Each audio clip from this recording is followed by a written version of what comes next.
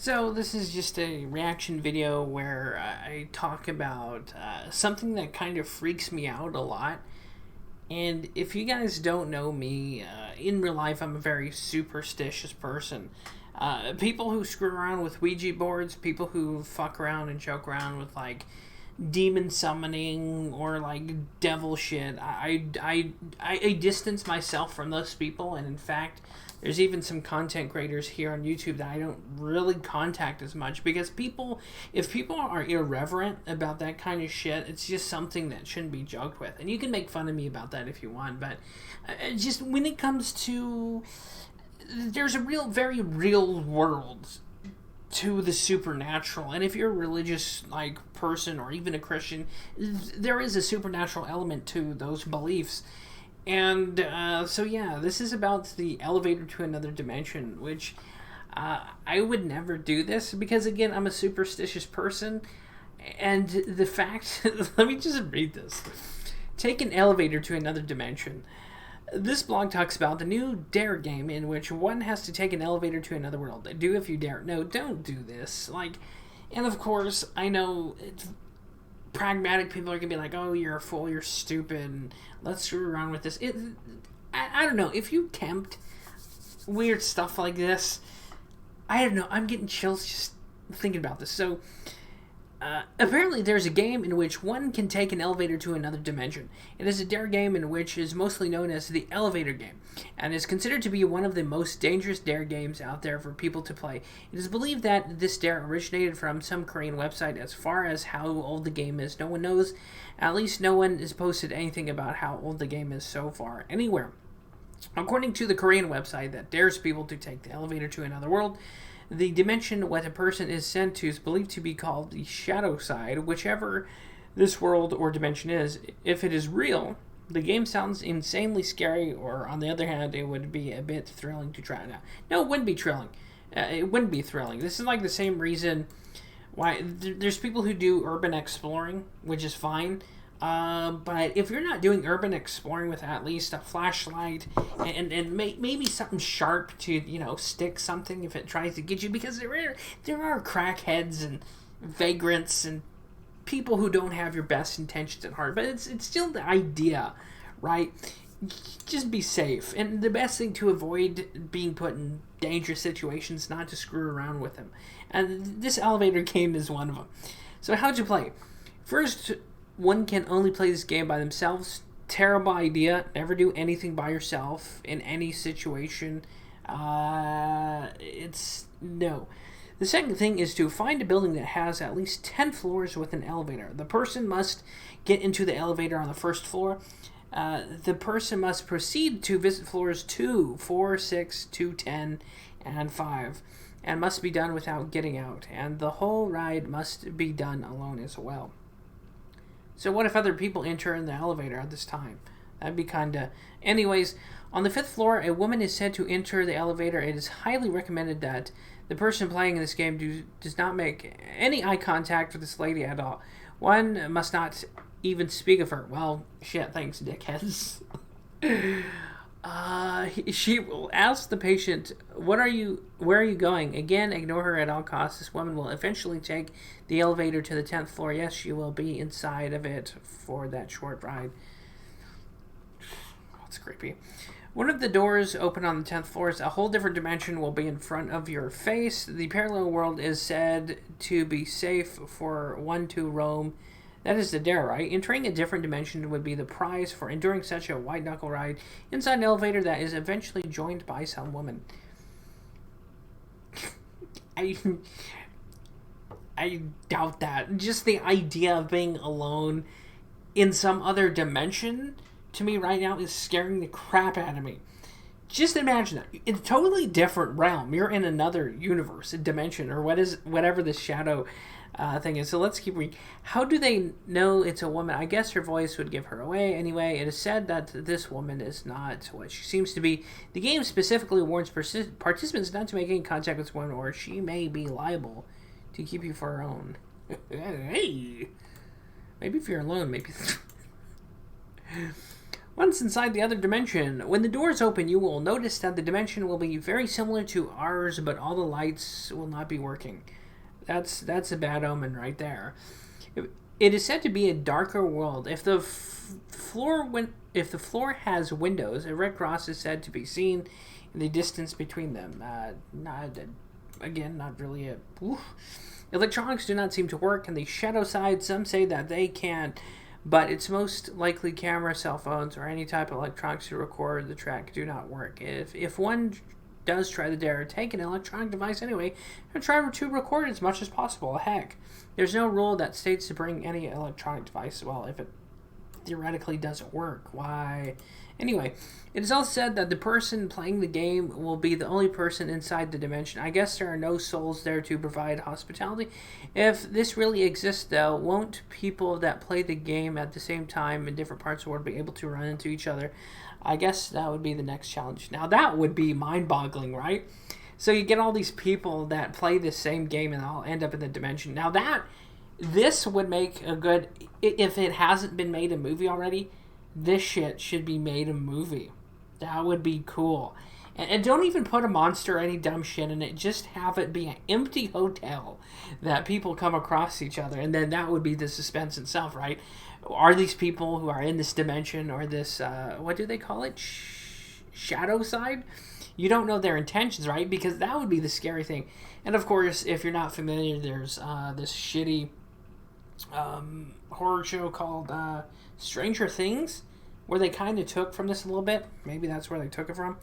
But here we go. Here's how to get back if you do go to the shadow side. If the participant chooses to wander to the shadow side, they must remember where their elevator's at. Oh, God. Forget where the elevator is. The same elevator must go back to the original world. Once the person gets back into the elevator, the same sequence used to open the portal to the other world must be used to return to the normal dimensions. The trip back does not include a spooky lady, but the elevator will try to send you to the 10th floor. After you reach the 5th floor, if this happens, one must stop the elevator and keep pressing the first floor button. Eventually, the elevator will take you to the first floor. However, the participant must check if everything is the same. If anything is different, the same sequence must be used. It is said that the trip back can be a bit difficult and could take some time since the force of the shadow side tends to suck the person back. It can be a bit annoying, but eventually the person can get back. Well, what if there's like a time dilation, right? What if this universe doesn't have the same rules to our universe's time? So, like, what if you went there and you come back and it's like 5 years later, right? That'd be another aspect if they made this a show. Although, when wandering the shadow side, make sure not to lose consciousness. Do not take a nap or go to sleep. When walking in the other world, it is predicted that people fall asleep on the other side, stay there forever. Some say that one wakes up in their bed, but they are alone in a different world. How do they do this? Oof. Once the participant gets back to the first floor, everything checks out. That person must step out of the elevator and not look back. What happens when the person looks back? Who knows? Just don't do it. Get the heck out. If anyone tries this after reading this, please let me know how it went if you happen to get back, right? You wouldn't want to be liable for people getting disappeared in a dimension. So that's fascinating. So let's see if there's any... I'm going to go up here and look into these numbers and see if there's any, like, weird, like, philosophical or occult stuff to this. So we have 2, 4, 6, 2 again, 10, and 5.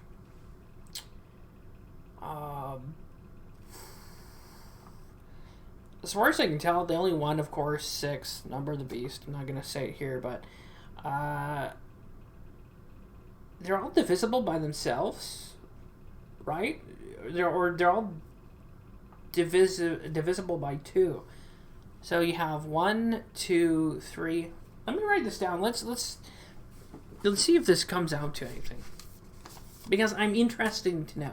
So 2, 4, 6, 2, 10, 5. At least they didn't say shit about writing down the numbers somehow. Does something. But if I open my door after shooting this video and it leads out into a like hospital, I'm gonna straight up shit, or not a hospital, but like an empty hotel. I'm gonna shit my pants. So these are all divisible by itself. So we're left with 1, 2, 3, 1, 5. Actually, the 5 is it. So that's weird. So what would that be? A, B, C, A, D. Okay, that's nothing. So basically, if you're wondering what I have written here, it's some of these are divisible by themselves, the first 5, but the 5 isn't. And this here on the bottom is, I figured there's this code thing where it goes A is a 1 and Z is 26. And it's a way of making a code, a basic code, which I've done in the past just for shits and giggles. So A is 1, Z is 26, and you can basically send out coded messages with just numbers and the letters with those. And you can jumble them up. Like, it's very weird, fun stuff that I've done in the past. But, yeah, I don't think there's any weird philosophical or, like, occultish shit to these numbers. The 6 is a little bit suspect. The 5, of course, if you don't know, 5 wounds of Christ.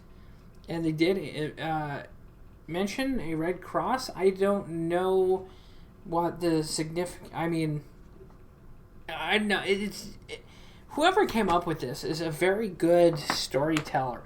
And this game is just outstandingly, like, my thing is being alone and lost, especially when I was a kid. That used to scare the crap out of me. Still does. But the idea that someone would do this on a dare, hell no. And the fact, who is the woman who enters the elevator? That is big ol' nope. Which, I mean, this whole thing is just so fascinating. You know, it's one of those things where it's like, oh, what if, let's try it. But then again, I'm like, no. If someone else wants to be stupid and try this, have at it. But I ain't about to go dimension jumping through an elevator. And of course, if you're like a very realistic, pragmatic person, you're like, oh, this is bullshit. There's no way this is real. And you're probably right, but for people like me who are superstitious, I wouldn't want to screw with this. You couldn't pay me to do this. There was one story where I don't know if they did the elevator game, but they maybe they did, and they were in an alternate hotel where the wallpaper was the same, everything was the same, but they all had fluorescent lighting in this big empty hotel, like never-ending hotel. And the guy said you could hear the hum of the fluorescent lights. And that creepypasta, definitely, it was like, that's some interesting, very interesting shit. And the idea that there's this whole dimension with no one there, it would screw with anyone, right? So you had this huge-ass hotel with empty rooms and no one's there. Like, that already gives me anxiety just thinking about it. But then again, man, that's... Shit, that's spooky. That would probably be the thing. It's probably like the same equivalency. People who get locked in darkness or lost in darkness, like, lose their minds and eventually die from lack of light. That could probably have the same psychological effect if someone got stuck in this dimension. And even saying that... oh, man. It's scary as hell. And you have to remember where the elevator is. So technically, within context to the story, or this dimension, you can get lost. Oh, hell no. So there's the elevator. There's that one elevator. What if you enter a different elevator and do the same process? Do you end up in another part of the world? See, this is where this would make a kick-ass story. So hypothetically, there's this dimension where no one else is there. It's just a big empty hotel room. So what if you had, like, intelligence agencies utilizing this dimension for, like, teleporting to other places in the world? Like, if you went into a different elevator, again, like, would you appear in an elevator in, like, Tokyo, whereas your original elevator was in, like, Los Angeles? All as I'm saying, I'm glad I have a part of me and the supernatural, like, not supernatural, but a superstitious side of me that just says, nope, don't screw with this, because you couldn't get me to do this. I would rather fist fight a bear or fight 4 crackheads with nothing but a pen than even the idea of just going to a dimension. Again, I'm just saying the same shit at this point, but that is terrifying. And it is a little interesting how these numbers, it is cool how none of these numbers really equate to occult or supernatural shit. That kind of leaves me at ease. But then again, 2, 4, 6, 2, 10, 5. And why those numbers? And it is interesting how they're all divisible by them, like 2. Which again was 1, 2, 3, 1, 5, 5. As far as I know, there's not anything to those numbers. But if you got weird shit, like, for instance, here's magical numbers for you. 33 is a big one. Of course, that was the age Jesus died. 33 is also a number of the universe, 33.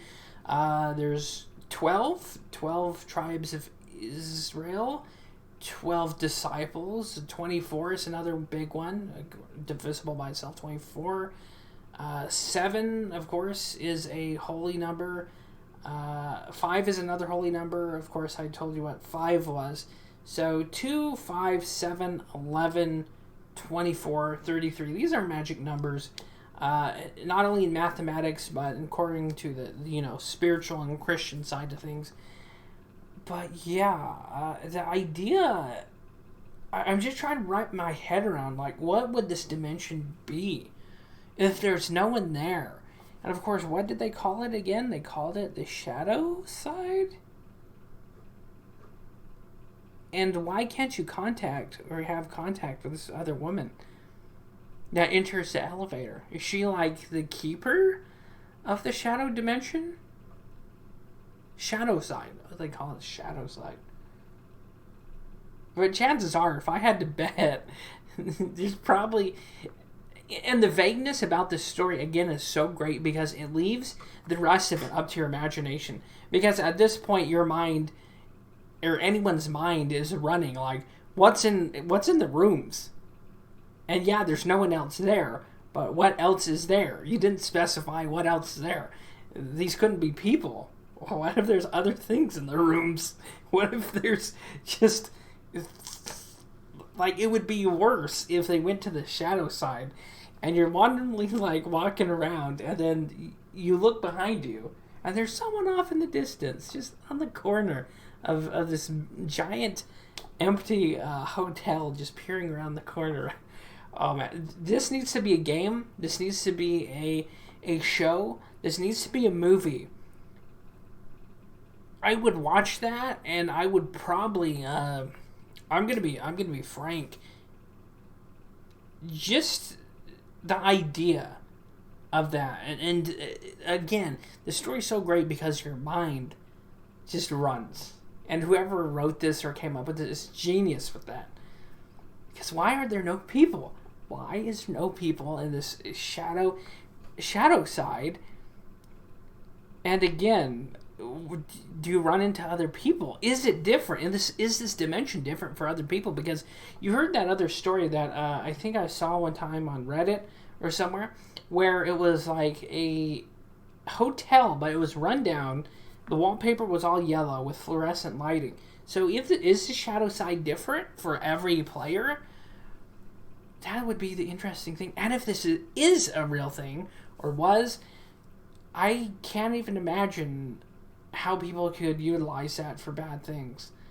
And, or again, is it different for other people? Is this some kind of weird dimensional prison? Which that could be. I don't know. I'm just curious what's in the other rooms. You have this vast hotel room with other rooms. What's on the TV in the hotel rooms? What if you pick up a phone inside one of the rooms and call the desk? What do you do? Like, what happens if you call room service? See, and then the questions go from there, and I'm gonna end this video because I'm kind of creeped out. And this is just simple. Man, look, if I was in the elevator, this wouldn't be as bad if I was with someone else. The fact that you're alone in this, dude, hell no. And even if I was in the elevator and someone started pushing the sequence of buttons, I'd be like, fuck you, man, I'm getting out. You have fun in the Shadowverse, like, solitude horseshit. No, I'd jump out of that elevator and be like, I'm taking the stairs, bitch. Anyways, yeah, that's the elevator game. Should you play it? Hell no. It's best. There are some questions in this universe and in this world that you don't want the answers to, and that's just straight fact. So hopefully you enjoyed my reaction to this. Hopefully you found it interesting, kind of creepy, or maybe you just found it funny laughing at me reacting to this. That's fine too. And yeah, I'll see you guys next time. Do not play this elevator game. Just don't. Even if nothing happens. I don't know. The fact that this one woman shows up too and you can't look at her, like, why can't you look at her? Why can't you converse with this person? That's interesting. And of course, did it mention that she's wearing a red dress or anything like that? I don't know. That's... Anyways, see you guys next time. Thanks for watching. Take it easy. God bless. Stay happy. Stay healthy. Stay safe. Don't do any of this shit like this. Don't fuck around with the supernatural. Don't even joke. Because there's very real things out there. Just, even if you're an agnostic atheist, even if you don't, I don't know. If it was me, don't screw around with this shit. Don't screw around with Ouija boards or whatever the hell you call those. And yeah, see you next time. Now I'm not going to sleep tonight.